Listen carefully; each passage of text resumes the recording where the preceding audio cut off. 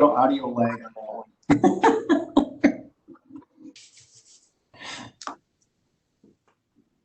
There we go. Now I can get my screen back. Thank you, Kristen.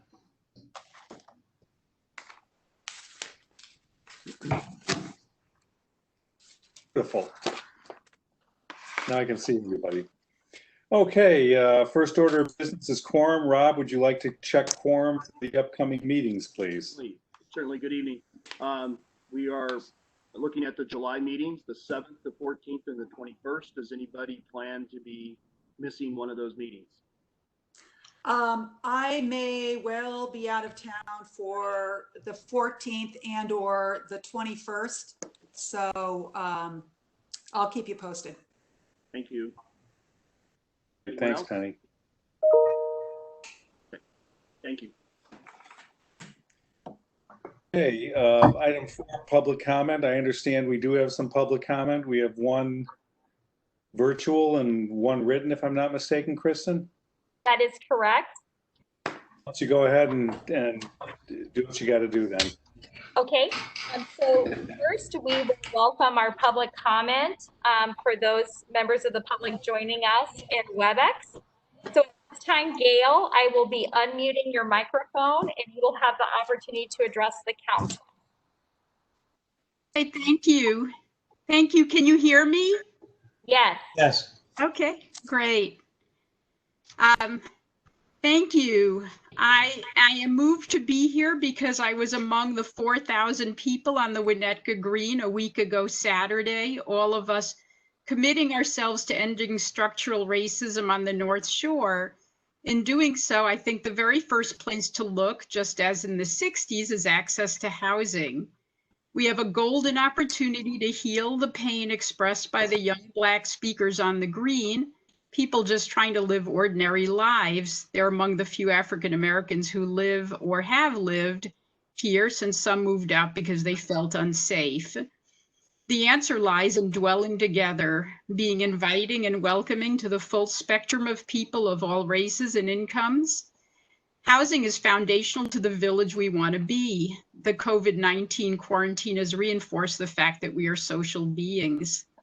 I serve on the State Housing Appeals Board in the Affordable Housing Advocate seat.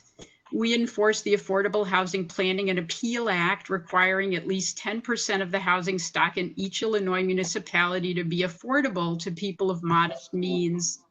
There is no home rule exception in the act because the reason the law was passed in the first place is that, quote, all citizens of the state are affected by, quote, the shortage of affordable, accessible, safe, and sanitary housing. Winnetka is at 2.7% affordable housing, and I'm here to advocate that Winnetka update its plan by the June 28th deadline that was set 18 months ago by statute. I commend the village for the effort it is putting into the Winnetka Futures 2040 plan and cheered the inclusion of consideration of the aging population and evolving housing needs. I am happy to assist with community education on affordable housing in ways the village can allow for diversity to flourish.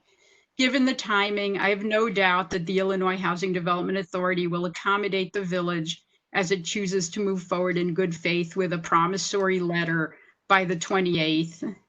And I thank you for accepting these comments. Great. Well, thank you, Gail. Good to hear you. You too. Kristen, I understand you have a written public comment as well? Yes. We received a public comment from Patrick Hanley, 589 Lincoln Avenue. On June 6th, Winnetka walked against racism in solidarity with incisive criticism of institutions which sustain and strengthen racial injustice nationwide.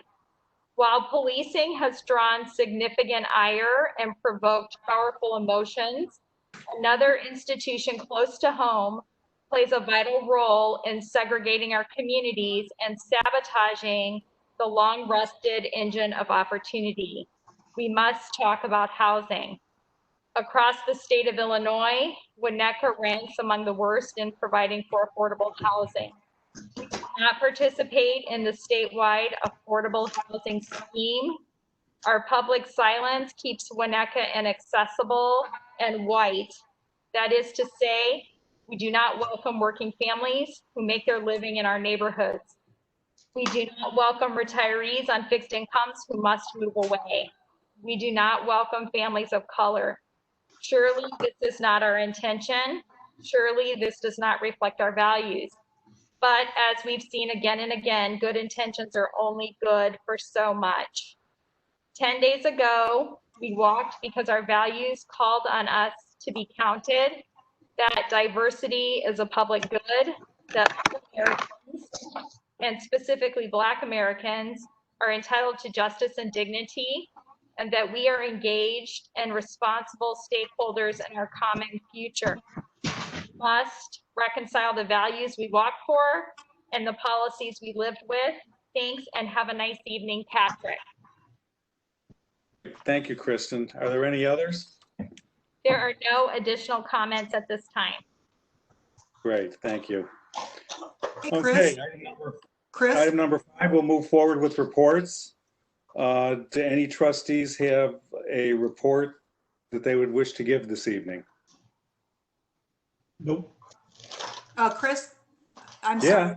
sorry. This is not a report. I was just wondering if we could possibly get the text for those two public comments. If we could get a copy of what was submitted, and if Gail has a statement, I'd love to get it in writing if that's possible. I think it already is. Great, thank you. Gail, are you still on? I have Gail muted. Maybe, Gail, if you could send a transcript of your comments to Kristen, we'd really appreciate it. I will. Gail muted you momentarily. Yes, I will. I'll email you the comments. They were in writing. Thank you very Thanks much. a lot. Appreciate it. Okay, Gail has been muted. Thank you. Okay, we'll move forward then with trustee reports. I didn't see any hands. Does anybody have reports?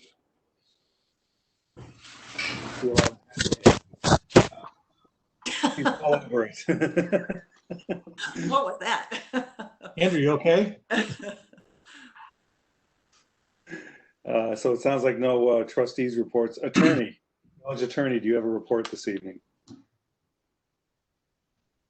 No report tonight, other than just to note, as we did before we started, that we're now operating under the new amendments to the Open Meetings Act, which require village staff, at least one, to be at the village hall, and limits, at least right now while we're in phase 3, no more than 10 people can be in the council chamber. Well, you know what? I'm sorry, guys. I can see why Robert's got such a sour look on his face. I think I was supposed to read something, wasn't I? It's okay. Peter covered it. Without Kathy here to give me my script, I'm dead meat. So Now, why don't you read it, Chris? I'll have to find it. I don't. Oh, Somebody have a copy of it that they could read for me? well, I think what it was earlier today, under the legislation, the one condition for continuing to have remote meetings is for the head of the public body to make a determination that it's not feasible or prudent to have a meeting at which normally at least a quorum of the body will be physically present. So earlier today, the village president issued a written determination, which is all that's required under the statute. That allowed us to have this meeting as we've been having other meetings since the COVID-19 emergency started. And as long as, and that determination will also apply to the village's lower bodies. The village president can revoke that determination or change it as may be expected, given that it seems like we'll be headed to phase 4 before the end of the month, which will change the rules going forward in July, as long as we're in phase 4. So I think the village president was just going to read that determination. That's not required under the statute, but you did make that determination. That I did, and because I'm running WebEx on my computer, all my other applications have frozen up and I can't print the official statement on that. So hopefully that'll suffice for legal requirements. It does. Do you want me to read it? I've got it now. That's entirely your discretion. Okay. Rob wants you to Determination read it. village president regarding in-person meetings of village council and subsidiary board and commissions of the village of Winnetka. Pursuant to recently adopted amendments to the Illinois Open Meeting Act, including Public Act 101-0640, public bodies may, in certain circumstances, hold entirely virtual public meetings without quorum physically present in any one location. On March 17, 2020, I issued a declaration of emergency pursuant to the authority granted by the Village Code, the Illinois Municipal Code, and the Illinois Emergency Management Agency Act to address the health threat posed by the COVID-19 pandemic.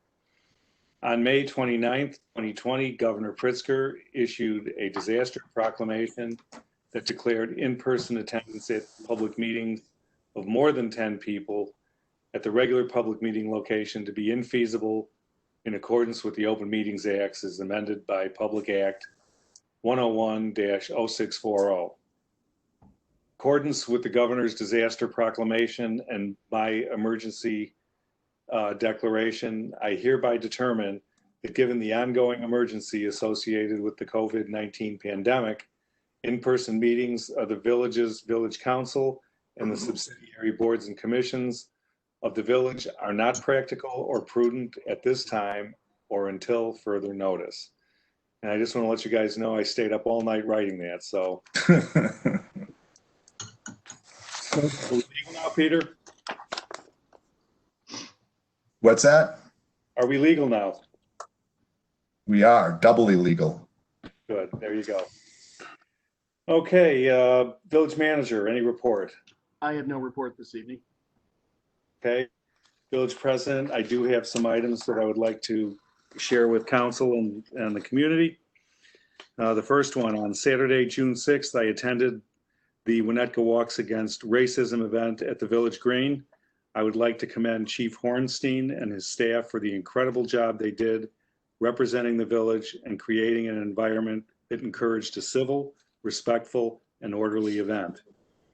Due to the unexpectedly large turnouts, which had groups starting from 2 different locations, the Winnetka police responded to the changing conditions without missing a beat and ensured the participants could safely travel by foot to their final destination. The organizers shared their gratitude with me for the manner in which our officers engaged them from the first contact through the completion of the event. I know this was a difficult assignment for our officers to undertake, given the nationwide events preceding the walk. Their demeanor and professionalism speak volumes to the enlightened recruitment and training efforts put forth by our village manager and his department heads. We should all be proud on how our village was represented not only on June 6th, but every day of the year. Our police have achieved a standard of fair and service-oriented enforcement that is reflective of the positive model that so many communities today seek to address in the concerns raised in gatherings across the country. Job well done. Secondly, as stores and restaurants begin to reopen, wear your damn masks. This is a small inconvenience to endure to ensure the comfort and safety of those around you. There are far better ways to express your perceived personal freedoms than making your neighbors anxious and potentially sick. We're seeing a lot of upticks in the southern states where the mask wearing has been pretty much disregarded. And, you know, certainly we've worked hard to get to where we are, and I'm hoping we can stay there. Okay, lastly, several trustees have indicated a desire to revisit certain elements of the streetscape program. It has been a long and exhausting process to finally get to an implementation, one that started back in 2006. In order to facilitate a further conversation, I have asked our consultants to review the installation of the Phase 1 and 2 improvements and provide a comprehensive report addressing such issues as lighting, hardscape elements, technical standards, and conformance with the design principles laid out in the Downtown Master Plan adopted by Council in 2016, and the recommendations of the Streetscape Task Force, which happened in 2016 and was headed by Scott Myers and John Talty. Once that report is complete, I am hoping to schedule a study session so that Jody can present her findings, and we as a group can subsequently tour the project in real time and engage in further conversations. In the meantime, I've asked Steve Saunders and the design team to slow progress on the plans for Elm Street, East Elm. Jody is adjusting the concept drawings to reflect the changes that we made to Phase 1 and Phase 2 back in 2018, namely the bump outs and the parking configurations. I've asked him to restudy some of the tree removal plans as well. Once you all complete your review of the existing designs, we can reconvene as a group to discuss any desired tweaks to the upcoming phases. I am hoping we can get this all done soon so we can keep the project on track, but the limitations of virtual engagement could become problematic.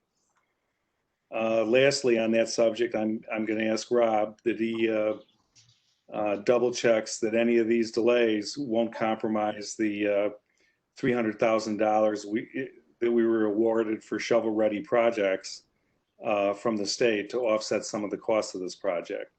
I'll keep all you guys updated as we get closer. I don't know if we're going to make the July study session, but I'm thinking maybe if Jody has her stuff ready later in the month, we could get together then, schedule a special study session with a walk around and have these important conversations. And that's all I have for this evening.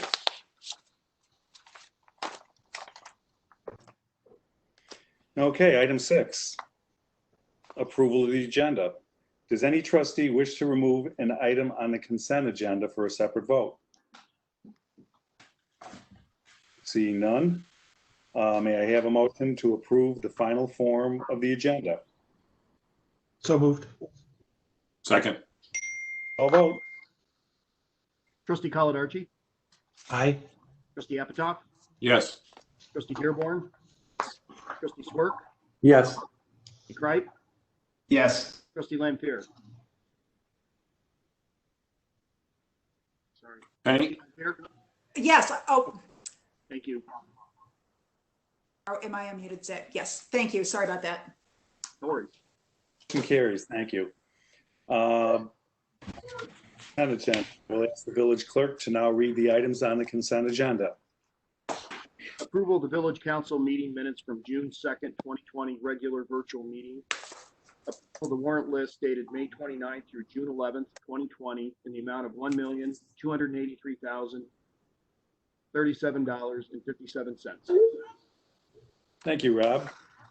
Okay, may I have a motion to approve the consent agenda by omnibus vote? Second. Call vote? Trustee Kripe, Yes. trustee Swerk, Yes. trustee Dearborn, Yes. trustee Apatow, Yes. trustee Lampier, Yes, trustee Caladarchi. Yes. Motion carries. Thank you. Okay, item 8, ordinances and resolutions. This is ordinance number R43, 2020, 711 Ocas/710 Walden, Plat of Consolidation. This application to consolidate 2 lots has been recommended for approval by the Plan Commission. Here to review for the council is Community Development Director David Schoen. Good evening. Let me pull up the PowerPoint.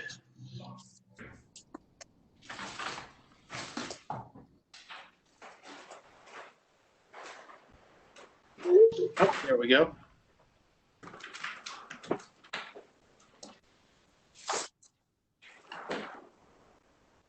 As President Rintz indicated, we are considering a plat of consolidation. It's for the subject property that's located between Lucas Street on the west and Walden Road on the east. The property is zoned R3 Single Family Residential and is surrounded by R3 zoning. The applicant resides at the property at 711 Locust Street. They recently acquired 710 Walden. They plan to construct a pool house, detached garage, and outdoor dining pavilion once they remove the existing house at 710 Walden. It's a plat of consolidation. The plat's included in your packet attached to the resolution. What I would note at this point is they are planning to keep both drives, the one accessing Locust and the one on Walden. The commission, as part of their discussion, looked at the neighborhood map. Some commission members noted the through lots that exist in the area, as well as lots that are corner lots that have streets on three sides of them. They also looked at the size of the lots in terms of both along Walden and in the general area. Whoops, about that. Based upon their review and discussion, in the end, the commission recommended approval of a plat of consolidation by a vote of 5-1. There were no members of the public that provided comments. The one commission member who voted against the consolidation expressed concerns regarding the size of the lot would be out of character along Walden. They also had concerns about what had been a front yard would become a rear facing yard on Walden. I would just also note the Landmark Preservation Commission has reviewed the demolition permit for the home on Walden at their June 1st meeting after reviewing a historical architectural impact study for that property. The Landmark Preservation Commission adopted a motion allowing the demolition to proceed without delay. So this evening for the council's consideration is a resolution approving a final plat of consolidation. I also believe the applicant or representative of the applicant is in the room. Yeah, I would like, before we open it up for questions from the trustees, Chip, do you have anything you'd like to add to this or fill it in with a little bit more color? You can bring them up. Can y'all hear me? Can y'all hear me now? Yeah. Okay. Do you want me on video too? Heard. How's that? Hello, there we go. There. Hey, can you take down the PowerPoint so we can see each other again? Sure.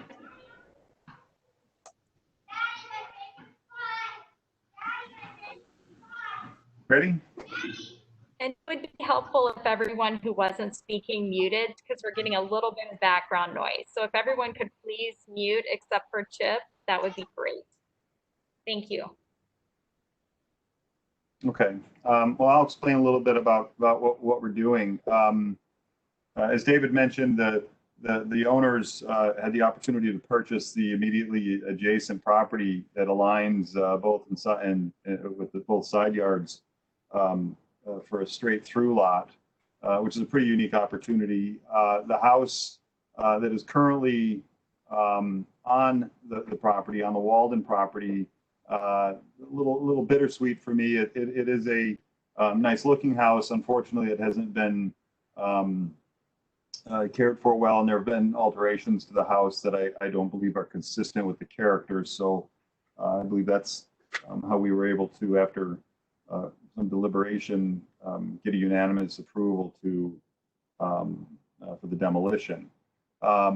What's going to happen is typically when you build a pool on a property, you're increasing your impervious surfaces drastically for that particular property. However, in this case, because the plan is to consolidate the lots, we're getting a much bigger lot, so the math works very nicely in that we're increasing the impervious, but we're actually decreasing the total overall.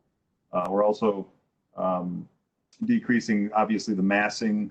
The structures that we are allowed to build are considered accessory structures. Therefore, we have to adhere to the maximum 15-foot height to the highest point of these structures, and that's measured from the lowest point of grade where each structure touches the grade. So the lowest point, if it's 625, we can build up to 630 with the maximum. One of the concerns that I don't necessarily agree with is in regard to the rhythm of Walden. Right at this location, Walden takes a pretty significant S-turn, as was evident in the overview site plan, and that really interrupts the rhythm. If it were a straight street, for instance, on Locust, and we were talking about taking a house out, I would feel a little bit differently about that, call it a missing tooth. But as you meander, whether walking or riding a bike or driving, the nature of the backside, the east side of this to be consolidated lot, hopefully is really quite nicely masked and disguised by this big kind of curving angular part of Walden. There's also a rather large stand of growth in the furthest east corner. That is going to be preserved for screening. There's going to be very natural fencing. We don't want harsh fencing. We want a natural transition to the sidewalk, to the street. So technically you'll be looking into the backyard. However, the primary house will be so far away, I think the vision is going to be completely skewed at that point. So it's going to just feel basically like green space. Not officially, but Paul, one of the owners, told me that both neighbors have expressed how thankful they are that the house is coming down. I guess that's kind of nice because they're going to get some open air and not have a two-story structure and all the overgrowth that's been going on there. But they're really interested in doing something very, very subtle. It's low-lying. It's respectful of the existing house, which is a newer house. They didn't build it; they bought it, and they're really looking to invest in this property as a place where they will consider their home base and raise their two sons now. They'd like another one. So they're very interested in being an integral part of this community.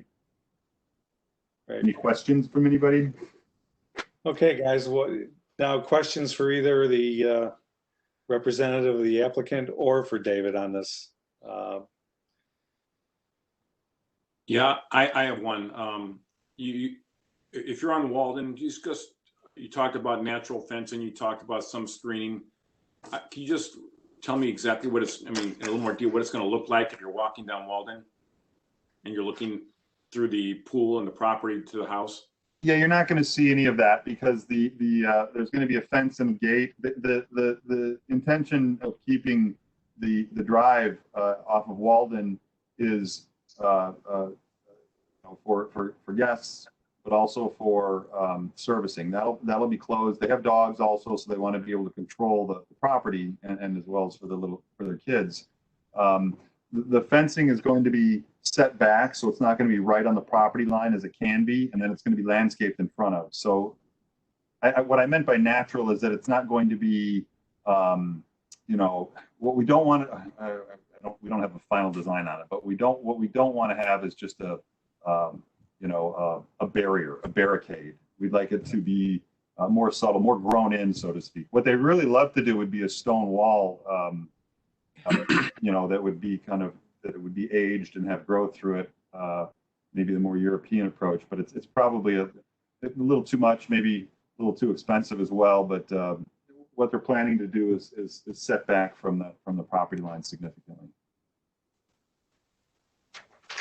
That's kind of my thing. I mean, clearly, I think I have no other issues other than making sure that it doesn't look like a massive barrier when you're walking down Walden and you have a non-see-through structure that does look strange. But otherwise, if it's set back enough and it looks right, that's okay.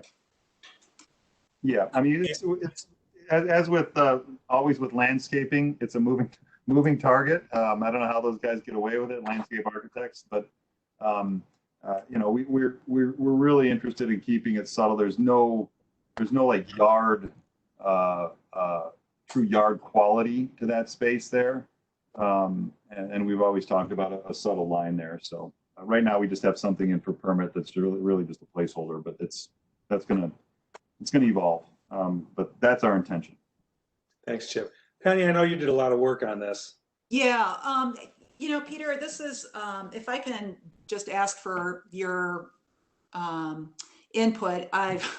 All the years I've been on the council, I've never had a consolidation like this one before. You know, although it's technically conforming, the lot that's going to be created is so outsized relative to the zoning district. So can you just sort of talk to us a little bit about, you know, what is within our purview on this and what is not? Sure. It's a little bit, you know, as you noticed, this is a lot consolidation. It's a resolution approving a lot consolidation. It's not a rezoning. There's no zoning relief being requested.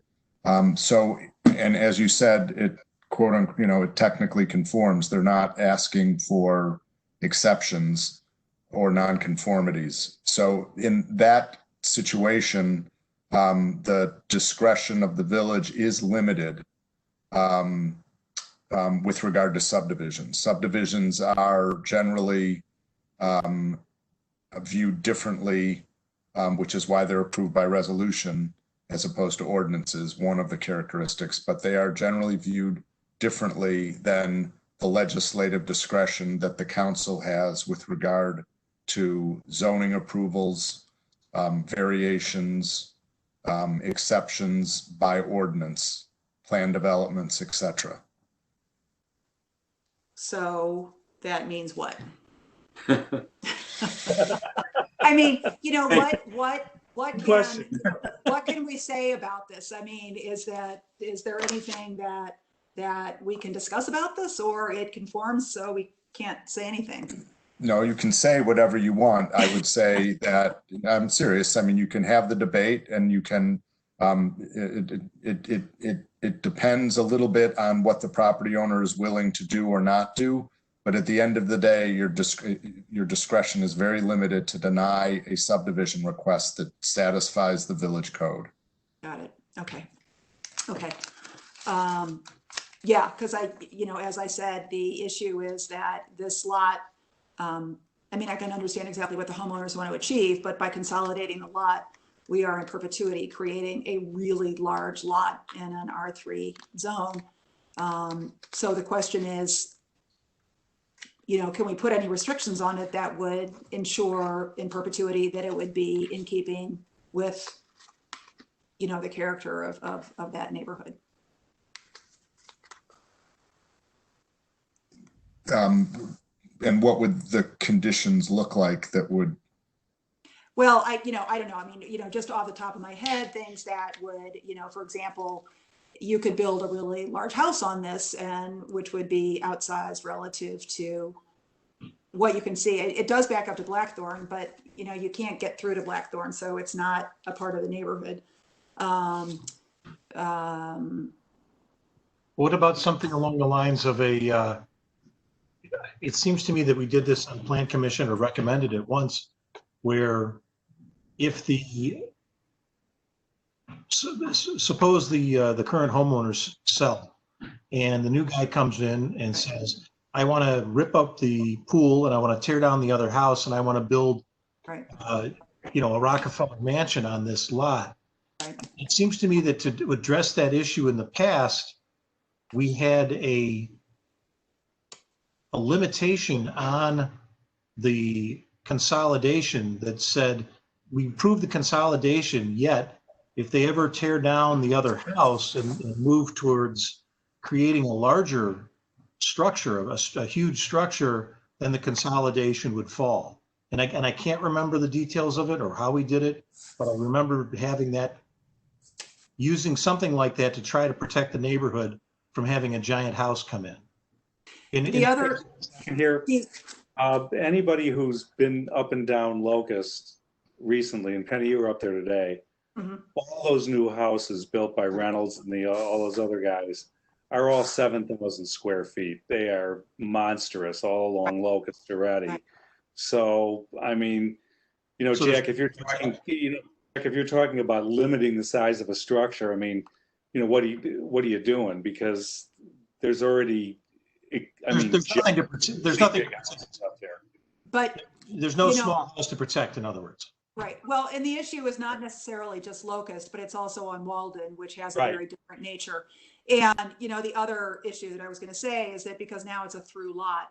And so the question is, you know, the property fronts on Locust. So how is it to be treated on Walden? And if it's, you know, to be treated as a service entrance kind of a thing, you know, that really flies in the face of, you know, these nice single family homes, and then to be about it. And I did submit that we can maybe look at in terms of a property that's around the corner from me, where there are two lots. You know, a big house has taken the second lot, which it's using for accessory uses, and they have like a service gate to it. And so I don't, you know, as being a desirable look along a street frontage, that's definitely questionable, as well as if somebody was to come in and put up a stockade fence. King Poor lives across the street, and I actually, as I was up there today, I ran into him. He was out for a walk, and although he didn't submit anything, you know, he said as a longtime member of the zoning board, he would be really concerned if, you know, putting up a stockade fence type of thing. Although I know that's not the intention of the current homeowners, but that would be really disruptive to the street frontage. So those are the kinds of issues that I don't know that we can weigh in on at all, but they do affect the nature I do have a of question, the neighborhood. Penny, related to that. And Peter, I don't know if this is a you question or a David. If, let's say, they ultimately do, you know, demolish everything on site and decide to build new construction, which frontage is delineated as the front yard? Well, the current proposed lot has two front yards. So their proposal has to meet the front yard requirement on Walden as well as on Locust. Well, that's not giving me the comfort that I wanted to hear, but Peter, is there anything that could help us memorialize our preference that the Locust frontage is the front yard and that the Walden frontage is the rear yard?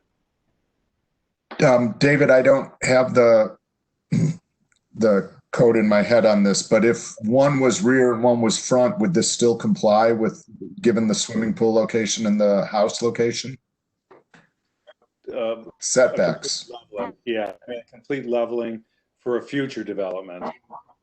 Right. I'm just wondering if you established it now, so it would carry over if there was demolition, would it affect what the property owner is currently proposing? No, that wouldn't.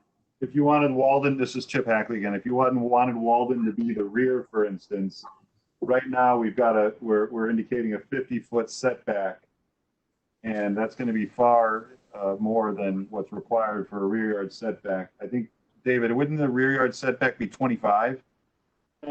Yeah, well, it's a calculation on the lot area. Yeah. And And I should clarify, and I didn't mean to call it a service entrance. Paul takes his dogs with the, you know, in his minivan every day, and that's where he wants to come and go. And they're part of this design is a bicycle garage in the back, for, you know, it's going to be you know, they're coming and going. This isn't going to be for, you know, just service guys, for instance, for the pool. I mean, that's where they certainly can most easily access the pool through that gate and not come in through the front. But Paul and Meinhard intend to use this as their, you know, primary kind of pedestrian access way. So it's a very interesting concept that they have. And it's interesting because I actually have a similar situation in my house. My front faces Seneca, but my driveway comes off of Illinois. So I've got a through lot myself, and it's really quite wonderful. I mean, it's a really private situation that we've enjoyed for 15 years. I mean, well, Matt, but I don't think our concern is 2020, but it's Right. 2070 is, I think, more the concern we have. That Right. What somebody else might do. I'll be long gone by then. Yeah. Yeah. So we got to feel good about what we leave behind too. So I mean, Agreed. That is a huge part of what I do. I think you know that, but yes. David, any thoughts on that rear yard setback as far as the distance? It feels to me like it's more than 5 on a rear yard. So Chip was right. The required rear yard in the R3 district is 15% of the lot depth, or a maximum of 25 feet. So in this instance, it would be 25 feet would be the rear yard setback. So any accessory building or structure would have to be 25 feet back? Well, if it was a true rear yard, you could have an accessory structure within the required rear yard and within But it's the a through required lot. side yard. But it's a through lot, so. Well, then it's a through lot, then it's considered a front yard by our zoning requirements. Right. So that would be, I'm sorry, you're saying it's a 25 or a 50-foot setback? Correct. Yeah, I think what David is saying is that correct me if I'm wrong, David, but by designating, because it's a through lot, 2 front yards, that is more restrictive. Yes. Yeah. Oh, no, I understand that. Right. Okay. But And I do. relative to any fence or wall, there is no setback requirement. Correct. Correct. I mean, someone can put in, and we're dealing with this on another lot in the community, someone could put up a 6.5-foot wall in their front yard up along the property line. Right. I have to say that I tried very hard in the 1990s to require a 3-foot maximum height in the front yards, but my move didn't go anywhere. But I mean, that it really does change the nature of the feeling of the frontage if you've got a 6-foot wall, for sure. Yeah, I attended the Plan Commission meeting, and really most of the discussion they had was regarding the Walden access point and how that would be affected. And when you drive down there now, you don't even see the house. It's totally covered with growth, like You're thinking of the next house. The next house is completely covered. Yeah, finding that driveway right now is not like it's wide open, I don't know. I Okay. believe. Again, I'm not sure what the problem is with having one lot, even if it was a larger home, versus 2 large houses. I think it's a great project that they're taking the entire house out. And if they want to build a larger house, they're going to move the pool anyway. I think it's a great use of a home, and if they're willing to buy a different lot and tear it down to put a pool and a little cabana back there, and I think it's a great project. And really, the only question was what that back driveway is going to look like. And there was talk that Chip also mentioned today would be set back from the road, landscaped, and some kind of a fence not right at the road. So, and again, all that is subject to current ordinances and codes that are not asking for any variances at this point. Well, in terms of my thinking about it, and I agree with you. I mean, the current project sounds fine. The question is relative to what somebody else could do to it who weren't quite so aesthetically minded. Could they potentially do something that would be interesting to the neighborhood? You look like you wanted to hop in there. What's that, Chris? Hey? like you wanted to hop in. I wasn't sure whether you were I did motioning actually. Yeah, I did. conversation. So Peter, in the Plan Commission review, they talk about, the findings and so on. I'm on page 23 of the agenda packet. And there's a lot of talk about the character of the existing residential neighborhood and so on and so forth. And I guess I go back to Rob Apatoff's comment and Penny's concern, I think, a little bit here. We're hearing what the applicant plans to do. We're not seeing what the applicant plans to do. It seems like it's one of those things that if it zigs instead of zags, we look back a year from now and they say, how in the world did they let this thing happen? And so I'm looking at those considerations about the existing neighborhood, and I feel like it's kind of saying that, there should be some plan of some sort that, because if they do something, and I respect Chip and what he's talking about, but if they end up doing something that is really terrible for Walden, it's, what have we approved here? I mean, I don't know. It just doesn't seem right. So Peter, am I reading this wrong, or what about this? Well, no, I think you're reading it right. It's just, that's what you have a zoning code for, is to control, and a design review. It's to control the wrong that you're worried about.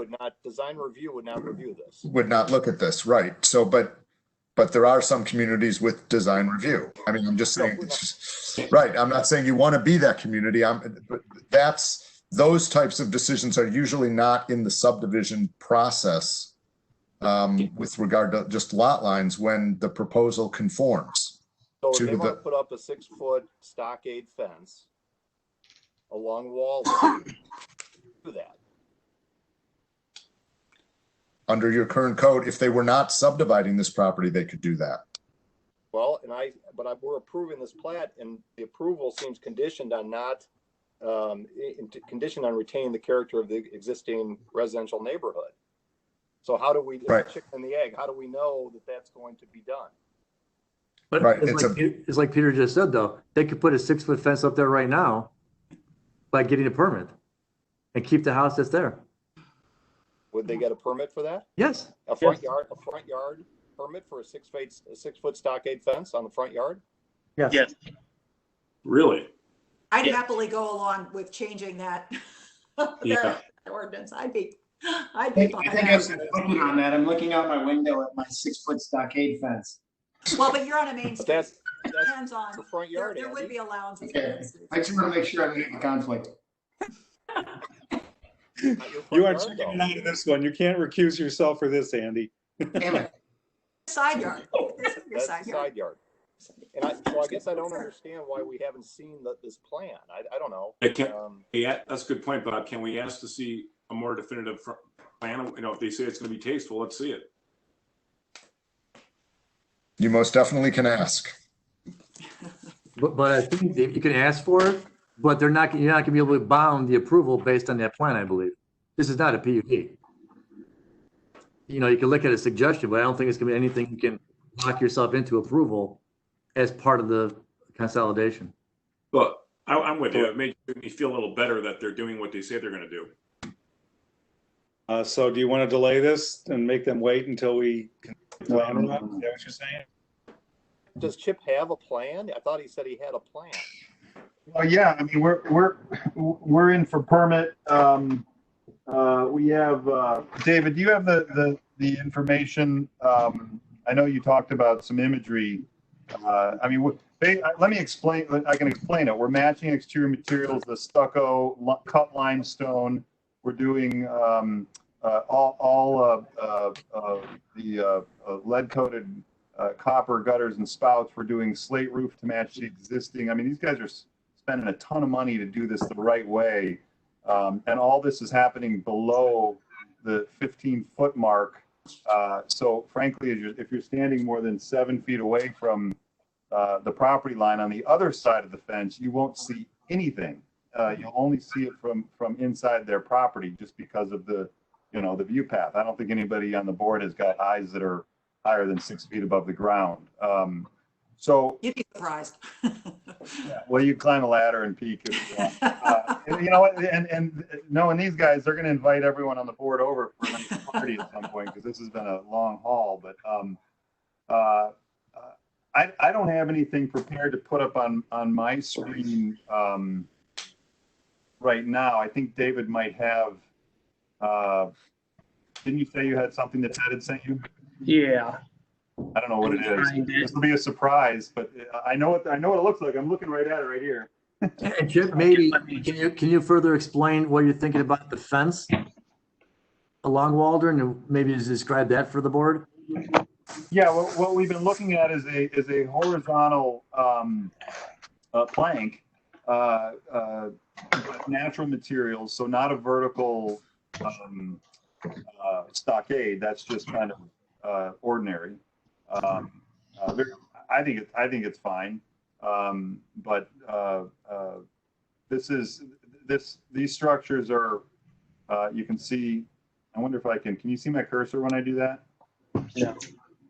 Yeah. That's me. Oh, okay. Well, the fence line again is intended to be really a backdrop to the landscape. So how that's going to work exactly is really still a moving target. We're working with Midwest Arbor. Bruce Everly is the landscape architect. I've worked with him for, gosh, 20 some years. I completely trust what he does. I'm sure you've seen his trucks around town. There you can see. Now this is an earlier one where the fence is actually here, but we don't have anything delineated. I'm talking about the corner. We don't have anything delineated in the white lower area. All the trees, other than the trees immediately where the pool is going, are staying. We've got a 42-inch bur oak right in the middle of the property that they worked around. There's a 27-inch, I can't remember what kind of tree it is. I think it's another oak. But they're really focused on keeping the natural screening. All the trees that are to the east, toward the angled area, those are all remaining. And so I think this is that kind of corridor that I think John was talking about. The driveway that we're proposing is exactly where the current driveway is, and you really don't see it until you're right on top of it into where the house is. I can't tell, how many feet is the fence? You said there's going to be screening in front of the fence. How many feet is the fence off that property line? Well, this is an older view, so this one isn't accurate, but we can put it wherever we want. I mean, if we wanted to hold it, if you wanted to say we had to hold it 6 feet inside the property line as part of this approval, that's, I'm fine with that. I can make that work. I don't, Excuse me. Again, the landscaping is always such a moving target. There's actually two things. One is that, placing the fencing or whatever the barrier is back a bit from the sidewalk is always really nice, because it's kind of tough when you have the fence really close to the sidewalk. Just, for public access use. That's just strictly me. But the other thing is, Dave, do you have the photos that I sent over? There's a property around the corner from me, which I was saying is an accessory use, and I think they left up the wall. There's a stockade fence and landscaping that's off of the curb, which is really nice. But I don't know if you can see, close up, what they have for a gate there is pretty unappealing. Yeah. And it's really uninviting. And so I put that out there as an example that exists in the community that is, it's acceptable, it conforms, but it really is not neighborly. So I can't be anything more specific than that, but that is probably not the look that you're looking for. In terms of the landscape, the landscape barrier is nice, but the gate is not. Yeah, no, the gate and the fence are going to be very, very beautifully designed, very fine design. I mean, going back to even the elevations of the building, we actually have a 3D in process, but it's not finished. But going back to the buildings, I mean, we're doing all true mortise and tenon timber framing, and I mean, this is really going to be a very subtle but beautiful structure. We've got pergolas, we've got timber frame. I mean, we just wanted to kind of feel like it's not only just a part of the house, but really grown into the ground. I mean, that's kind of the concept that evolved based on the fact that we couldn't build these things any higher than taller than 15 feet, which I'll tell you right now is a heck of a challenge. But I think we got it to work. So going back to the fence again, you mentioned it's horizontal board. I'm not a fence expert, but I mean, are these boards, you know, is there any air between the boards, and how high is that fence? Well, I think the fence is planned to be 6 feet tall. The maximum is 6'6", I believe, right, David? Yeah. Yes. We were just planning on 6 feet just because that's kind of a standard. I would imagine, and I don't have a final on the material, but I'm thinking that it's a natural wood that will age, and you know, not like milled. It would be, and not necessarily rough sawn, but just not dressed. In other words, I don't think there would necessarily be spaces between. It would be more of a horizontal plank. And then a more of a smaller timber framework. So solid looking, but very designed. It's not just, you know, call the fence guy and have him put up a fence. And there's nothing wrong with that. I mean, I have that, but you know, these guys put a tremendous amount of thought into literally everything they do. I mean, from the silly pizza oven that's in their back terrace, on their back terrace now. I mean, it's made out of hand-cut limestone. I mean, they don't mess around. Right. So they're not going to let anything that's substandard while they're in charge of this property happen. Well, I don't doubt that. I think that it's probably going to be gorgeous for them. My only reservation, you know, is Walden, and you know, the people on Walden and so on, they're not going to be, unless they're invited over and join the beautiful pizza oven and all this stuff. And I'm sure it's going to be very nice, but to have a 6-foot essential barrier along 191 feet of the road, to me, it changes the character of the neighborhood. I mean, that's, you know, and I agree with John's work. I don't disagree with him. I mean, it's nice. We don't have a huge monstrosity home going up there. I get all that, but I do think it will make those folks on Walden have a different feel for their neighborhood. So, but I can't tell from Peter whether that's something that you can vote to deny this. Well, I think it's very important to reiterate that currently they could put a 6'6" fence literally along the sidewalk, and there would be no body that could say yay or nay to it, or nay, I should say. It would be an application for a fence permit, and it would comply. So there's nothing prohibiting that. Whether it's 1 lot, 2 lot, or 3 lots, or, you know, however it is, I suppose. And if I can add also, you know, we need to rely on our plan commission who approved this 5-1. Can we have the screen back, please?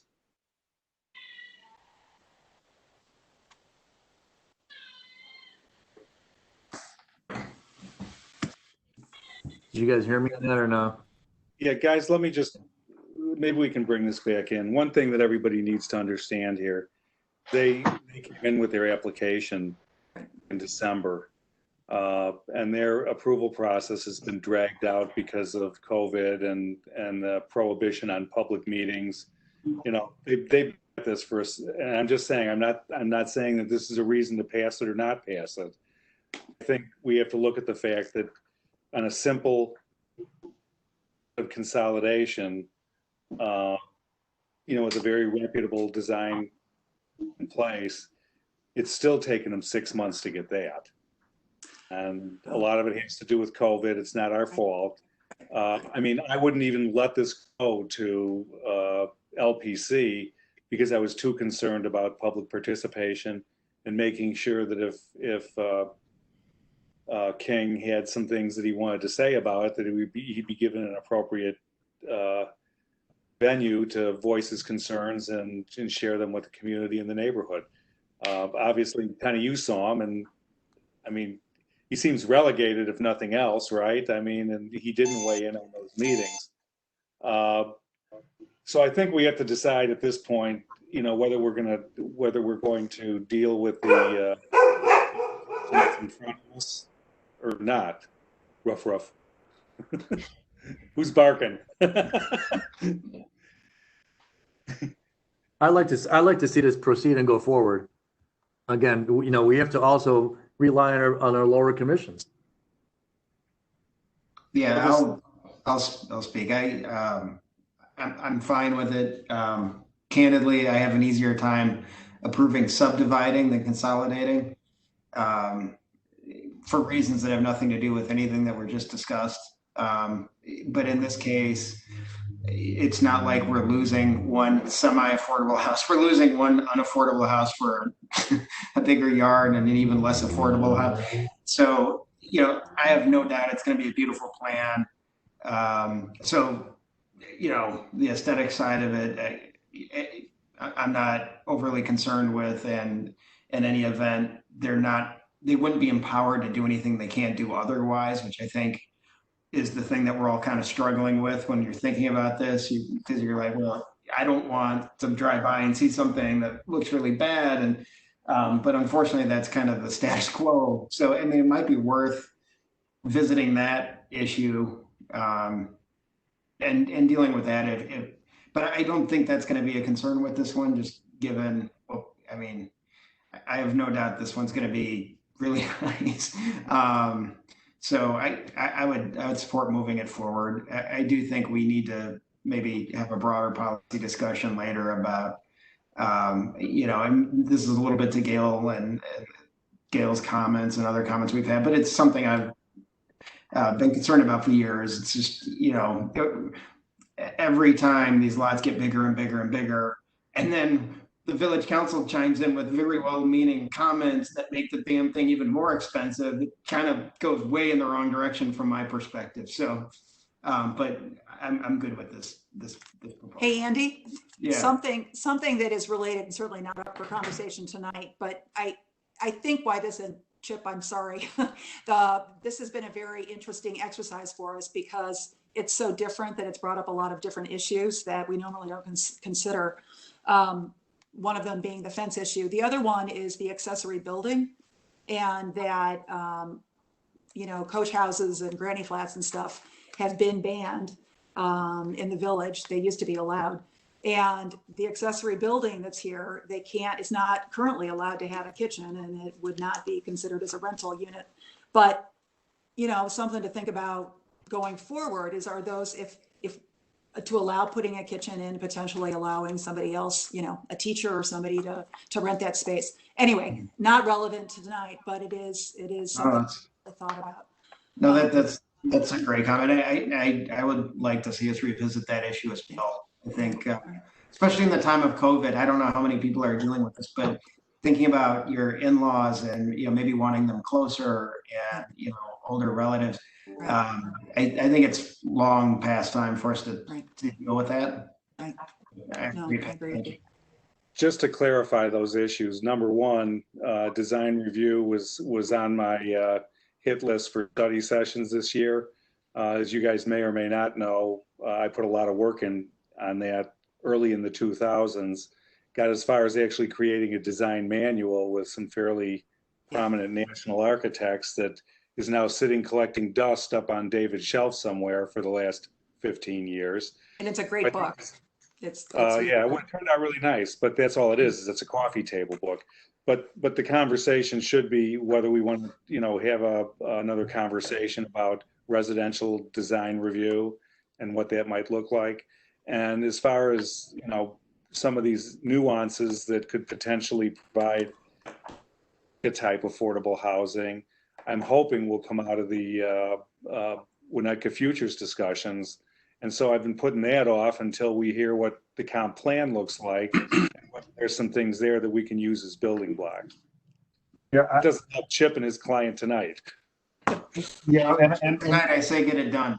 I'd like to say, oh, maybe I'm muted. Am I muted? No. No. I'd like to say if you can get the design review board together, and I'm not a resident, my in-laws are, but I serve on Kenilworth's review commission, and I'm not a resident here, and I would serve on that board in a heartbeat. I think it's something that is absolutely necessary, even though it makes my life a little more difficult. I find that those of us who, play the game the way people want it to be played in the villages, slide right, cruise right through those design reviews. Park Ridge does a beautiful job of it. Lake Forest does a beautiful job of it. It's a pain for most people, but that's what you want. You want to keep out the no, let me put it a different way. You want to keep the garbage from being built in your village. Right. And that's the only way to do it. You can't control it with zoning. I've written volumes on this. I just need a platform. So call me later. It's a different time. Maybe we're ready for a different conversation. I'm willing to at least open up the topic again. Great. Hey guys, we still have Chief Burkowski waiting here too, and I'd rather just get this thing to a vote and see if we're going to give this guy his approval or not. Is that okay? Yeah, Chris, I think it's fine. I can I just say one thing? If we really can't change much, I do wish they would say that we would just they would look at that property from Walden's side and do what they can, and then do a little more to make it palatable for Walden. And I kind of agree with Penny that the one thing I do concern about, I agree with Andy from the standpoint of I'd like a much bigger. I don't mind it when they go bigger. When they start subdividing, it concerns me. But if somebody wants to buy that property and put up a Sheridan Road house on that property, that's what I would be concerned about. And do we not have jurisdiction on that? Oh, not right now. Correct. Well, right. Well, you still got the basic bulk requirements, but that's it. Right. Okay. With that, sorry, go ahead. Okay, well, let's see where we're at on this thing. We're talking about resolution R43 2020. These people have been waiting 6 months to get in front of us. Should have taken them 3, but COVID got in the way. Right. And I don't have the, may I have a motion to adopt resolution number R43 2020? So moved. Second. Hey, Rob, roll call vote. Trustee Kreip, Yes. trustee Apatow, Yes. trustee Lampier, Yes. trustee Caladarchi, Yes. trustee Swerk, Yes. trustee Dearborn. Yes. Have your number. We know where you live. If this doesn't turn out right, you're going to get visited by all of us. And we'll stay 6 feet away though. I fully accept that. That's what I'm signed up for. Closer. If I known that, I would have maybe gone into a different business. No. Track me down anytime. Thank you very much. Thank you. See you later. All right, item number 9, old business. We have none this evening. And item number 10, new business. Fire Department, the 2019 Fire Department Annual Report Presentation. Several trustees requested the Fire Department present and review the highlights of the recent 2019 annual report. So Chief Burkowski is here to give it his go. Good evening. It's nice to see everyone. Let me go ahead and see if I remember how to start all my, it's really my first time in meeting, sharing video. Exciting. There it is. Let me start it. All right. Wow, I'm excited. Well, thank you for allowing me to share the 2019 annual report. I want to start off by talking about our mission statement. In 2016, we developed our mission statement, and it was done with the input from all the members of the department. And one of the things we did is we defined the Winnetka way as serving our customers, supporting each other in the fire department. In 2020, we revisited this, trying to keep this a living document. And we redefined the Winnetka way as serving our customers, supporting each other, and continuous improvements, which we all think is very important in the fire service. We also tweaked our traits added strong leadership at all levels, which our members thought was very important. And those of you who have visited the fire station 3 months or more ago probably have seen this all over the place in the fire station. So something we truly believe in and that we're very proud of. Org chart. This has not changed, at least since I've been here for 9.5 years. It's been very consistent. 6 firefighters on duty each day covering 4 vehicles: aerial truck, ambulance, engine, and battalion. What's interesting though, with the group I have now, the average age is 43 years old. Average years of service is 14, which in my opinion, as a fire chief, puts us in a real good transitional cycle. So when people retire, we still have veterans as well as the new employees, and they all learn from each other. So I think we're really in a good place as far as department age and demographics. So by the numbers, our ISO 3, we got that about 8 years ago. Our call volume, as you'll see, has been crazy consistent. It's just amazing to me, actually. What's interesting is our EMS calls are only 30 to 35% of our call volume, as I said before, where most departments experience 65 to 70% call volume for EMS calls. And I'm going to talk about the specific other calls in a minute. On the right side of your screen, you see the responses, and those are every time one of the vehicles turn a wheel throughout the year. In 2019, it was probably one of our slowest years, particularly when it came to fire. We only had $70,000 in fire loss.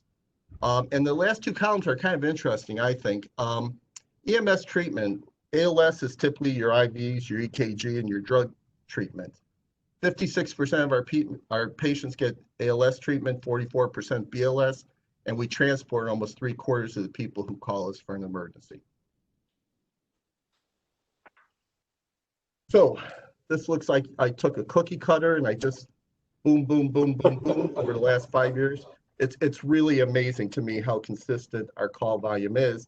And if you take a look at it from another perspective, here it is by response district. So each of those grids are our fire response districts where when we get dispatched, they give us that grid number and it allows us to zoom into the address more specifically.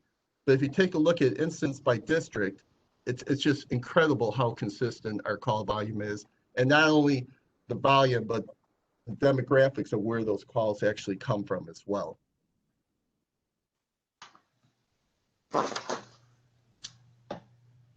So staying on our theme of consistency, even our call types have been consistent. And when you look at EMS rescue, that takes into consideration, obviously, EMS calls, elevator rescues, extrication. Service and good intent calls are typically those smoke scares. I see smoke, I think I see smoke, I smell something, I don't know what I smell. Invalid assists, lockouts, water leaks, steam leaks, outlet sparking, those type of calls. False alarms are obviously our alarm systems. We tweaked up a little bit this year, not much, but we were on about a 4-year decline in false alarms. So we're keeping a good eye on that. Hazardous conditions are your typical gas leaks. I smell gas inside, I smell gas outside, electrical lines down, and then carbon monoxide incidents where we actually find carbon monoxide. Under fires, we listed 32. 20 of them were in Winnetka and Kenilworth. The other were elsewhere. We had 5 structure fires in 2019. We had 5 cooking fires. And we had 10 miscellaneous vehicles, chimneys, brush, and those type of fires.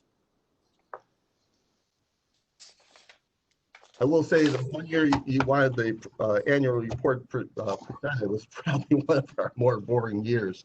But I do want to talk a little bit about response times. One of the things that really kind of we spent a ton of time on was response times this year because they upticked for some reason. And really, obviously, it's a fire chief bug me. Again, the response times are great. Any fire chief would love to be in most calls in under 5 minutes. The standard is 6 minutes, 90% of the time.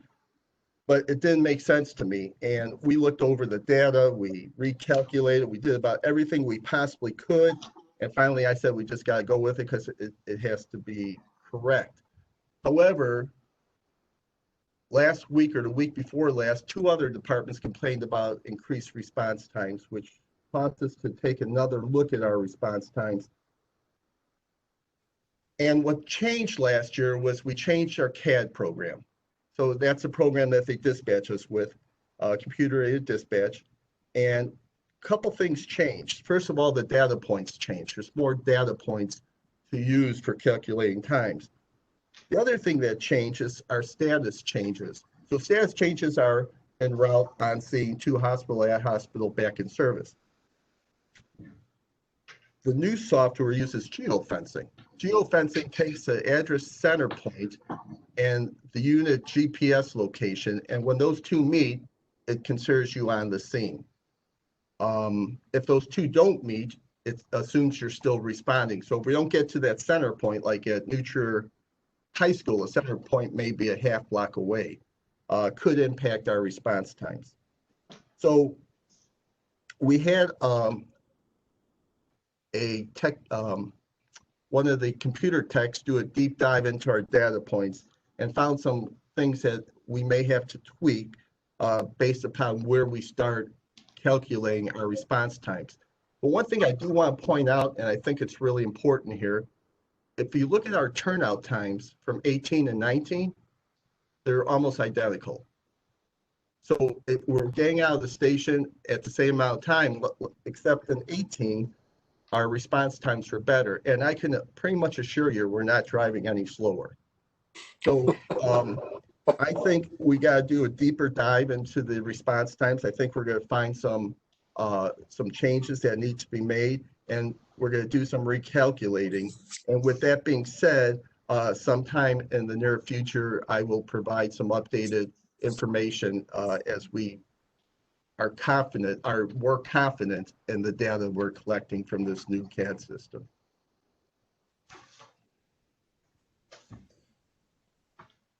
So our Fire Prevention Bureau was going extremely well until COVID-19, and the inspection process was put on hold. But I got to tell you, I'm really proud of the Fire Prevention Bureau, and I'm extremely grateful to Village Council for all the approvals for our IGAs to work with our neighboring communities. We are basically the Fire Prevention Bureau for the whole North Shore. It's going really well. Our customers are really happy, Glencoe, Northfield, and Kenilworth. And I gotta be honest with you, I think it's one of the only examples of a regional approach to fire prevention that I know of just about anywhere. So again, thank you for your support on this. And it helps us tremendously as well, because it keeps our Fire Prevention Bureau staffed at all times. And when I got here, it was probably staffed 3 days a week. So it's made a big difference for Winnetka as well. Some of our accomplishments last year, we updated our classroom. Our classroom tables were all sagging, the chairs were uncomfortable. We were able to get some funding from not only the Winnetka Foreign Fire Tax, but the Calworks Foreign Fire Tax, since we are their fire department, provided us some funding. We got new carpeting, new chairs, new tables. The firefighters painted the facility, and it's really a great classroom now. Hopefully in the near future, we'll get a lot more use out of it. We put our new ambulance into service last year. A couple of the features that we talked about that has really made an improvement is we got a larger patient care area because we moved the staff door forward. It gives a much better patient ride. Doesn't feel so much like a truck anymore because of the liquid suspension. Better turning radius. Plus it has the eagle eye camera system so we could see all around the rig when the rig is moving. And then improved lighting. As you can see it right above the cab, we have the address lights now. So when at night we can turn on those 2 address lights and it really lights up the house so the guys can locate the correct house to where the patient or the emergency is. If you remember, we did our first award recognition program. That's the first time this department has ever had an award recognition program, and we're able to start off with a real blast. And we recognized a number of our firefighter paramedics.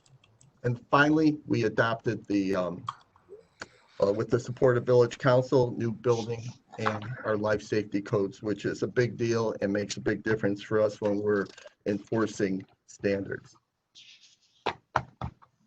And then I'd just like to mention, over the last 3 months with the COVID-19, the men and women of the department have written, my opinion, of course, I'm a little biased, but have done an incredible job dealing with the situation, coming up with processes to protect themselves. Unfortunately, now we have to treat every ambulance call as a COVID-19 positive until proven otherwise. So it changed the way we handle ambulance calls, but we're maintaining that same high level of customer service our residents expect. And the other thing they came up with through the rank and file is creative ways to keep engaged with our residents, whether it was to read a book, it was the virtual fire station tours, it was the more recent water fight with the residents. It's really been a creative time, and I feel like we kept very well engaged with our residents. And with that, that's a summary of the 2019 report, and I'd be happy to take any questions. And I can. Any questions or comments for Alan? Chief, quick question. How's Red Center doing? Are we humming on all cylinders there, or anything going on there that is of note? Red Center is doing well. I'm just trying to, oh, there it goes. Gotcha. They have become the center for almost all of Illinois dealing with the COVID-19 emergencies, from coordinating the setting up of resources such as tents at emergency rooms, lighting, generation. They've been coordinating that throughout the whole Mavis, Illinois. They are in the process of looking at a new radio system. So we're going out for bids on that.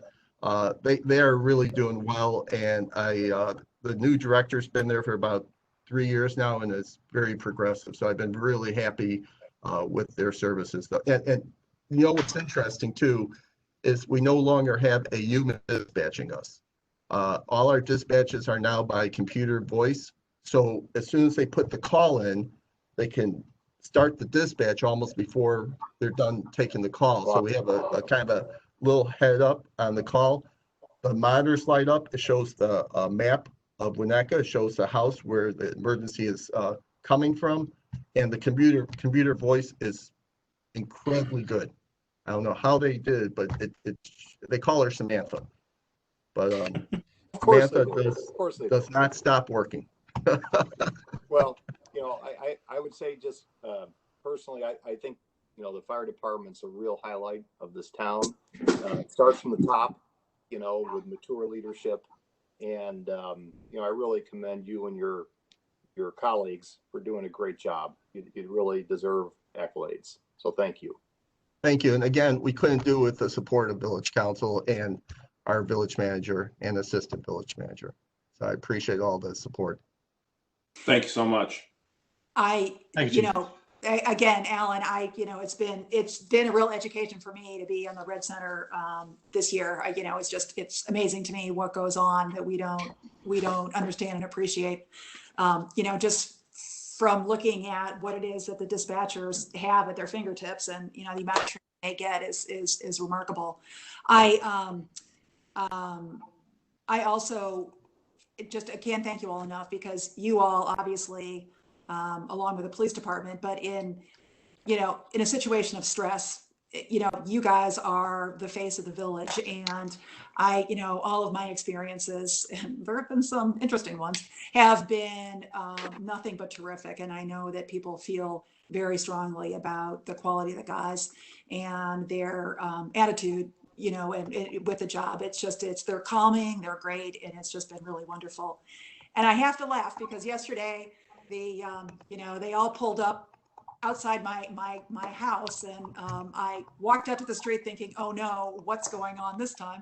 And they reported that happily there was nothing going on at my house at this time, but obviously there's been a lot of calls to my house. But again, it's just nice to know they're there, and they're well qualified and really supportive individuals. So thanks to them, and thanks to you for all that you've done for us. It's been terrific. Thank you. Thank you. Oh, and you know what? I have one other question. Is looking at what's going on, what are your hopes? What do you want to, I mean, unfortunately I missed the budget meeting, but just quickly, what do you want to work on? What's your vision for where we need to go? This year, some of our goals is some equipment upgrades, particularly our monitor defibrillators. We're wanted to spend a lot more time on staff development this year, and obviously that was significantly curtailed because we do have a younger department. We are doing promotional processes this year, and I'm really happy to report just about everyone who could apply for the positions applied. Okay. And in my opinion, that's a sign of a real healthy environment. They're all very excited, very gung-ho, and very competitive. So we're working on the promotional process. We're working on the applicant hiring process at this point. And then we're just starting to restart our training efforts. We're trying to get some of the younger members of the departments to take hold of some of the specialty teams. We need another diver, and we got several that volunteered for that. Hazmat, the technical rescue. Just like I said, we're really at a really solid point in time where things are marching out like they should be. So I'm looking forward to the continual progression. Super. Thank you. Bob? Sure. I don't get very many opportunities to thank Chief Burkowski publicly, but I'm going to take advantage of this one. Thank you, Alan. And I'd also like to thank you for your leadership during the pandemic. From the early phases of COVID-19, you took the lead in coordinating our sister taxing agencies on weekly conference calls so that we could collaborate, share information, support our sister taxing agencies in the parochial schools. You did a really nice job. I appreciate you taking the lead on that and being able to participate with you during those calls. So thank you. Thank you. Thank you very much. I'm going to jump in with one more comment. I'm sorry, I can't help myself. But in talking with the guys yesterday, and I said, so, how's the experience with COVID been? And, they said, the rules were set out about what we need to do. Everybody followed the rules, took it seriously, and people have been well. Same can't be said for all of the other departments in the metro area. So again, it goes to show that you guys have high standards and stick to them, and it works, and they're proud of it. So thank you. Thank you. I just want to thank you for this. Well, you guys show the back.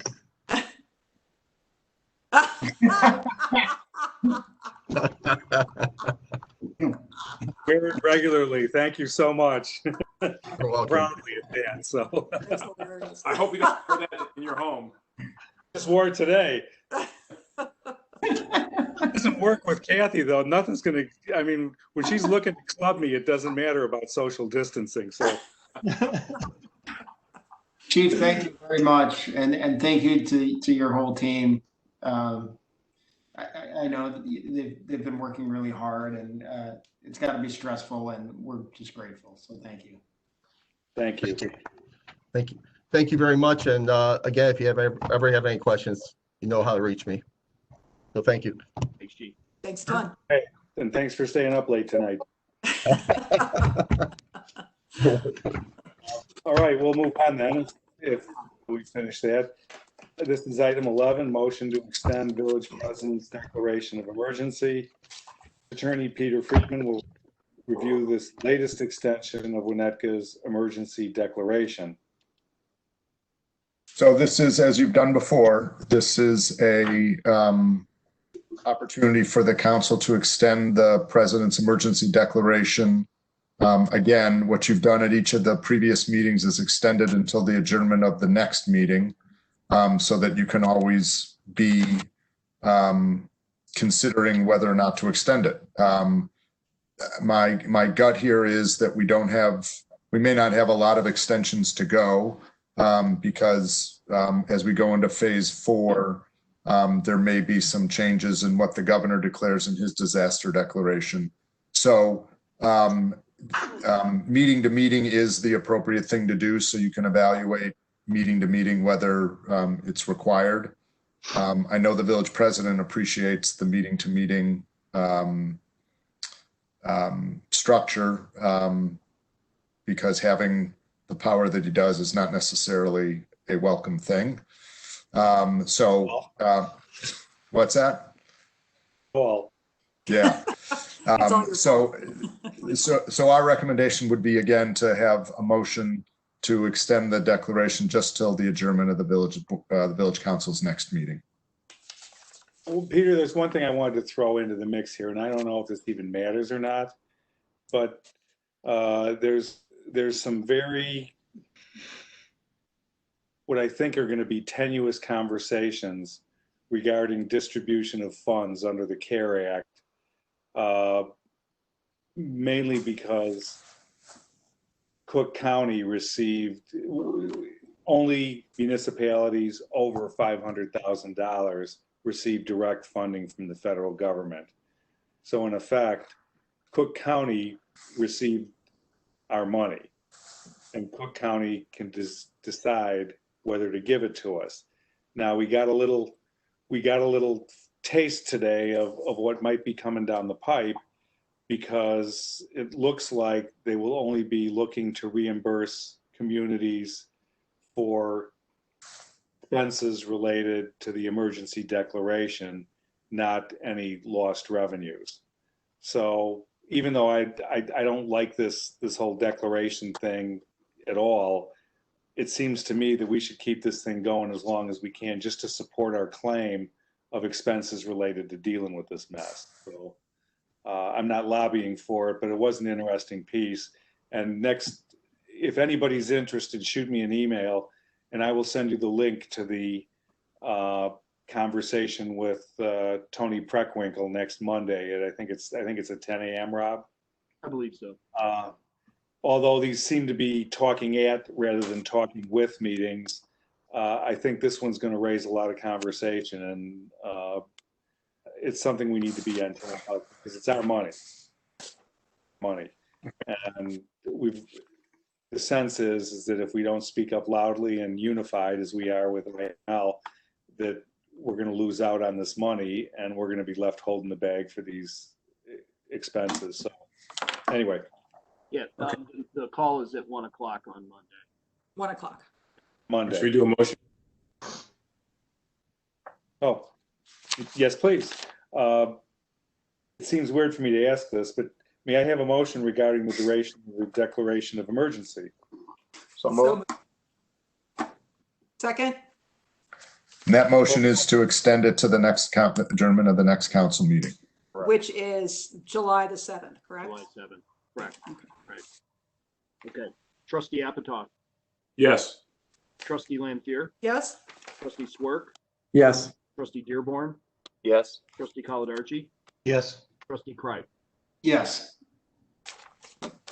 Motion carries. Thank you. Okay. Sure, in hindsight, what happens if the declaration changes before the 7th of July? If the governor's does? Yeah. Yeah. All indications are that even if he's going to issue a new declaration, because his have to be 30 days. That's what he got sued over. And there's no indication that he's going to not continue the disaster declaration, because even under phase 4, it's still a pandemic. Okay. Okay, good. Peter, is there any discussion in Springfield that you've been picking up on where the legislature is acknowledging or paying attention to the fact that we're probably going to get the second round of this? in the future. I mean, if we take a pause, it's going to be the pause that refreshes, as opposed to this may come back again. I mean, we may be sitting here doing these declarations again in the fall. Is there, does the legislature know that? I mean, are there, or, I mean, I'm sure the legislature, I mean, as you know, the legislature was out for 3 months, came back in for 2 weeks, and then is out again. But I mean, the governor's, the Restore Illinois plan provides for, if there's a spike, for us to revert to a previous phase. And that's why I say it's unlikely until there's a vaccine and we're in phase 5 that he's going to remove the disaster declaration, which authorizes the local emergency powers. So I think the system will stay in place until there's really no chance for a spike. Wow. Thank you.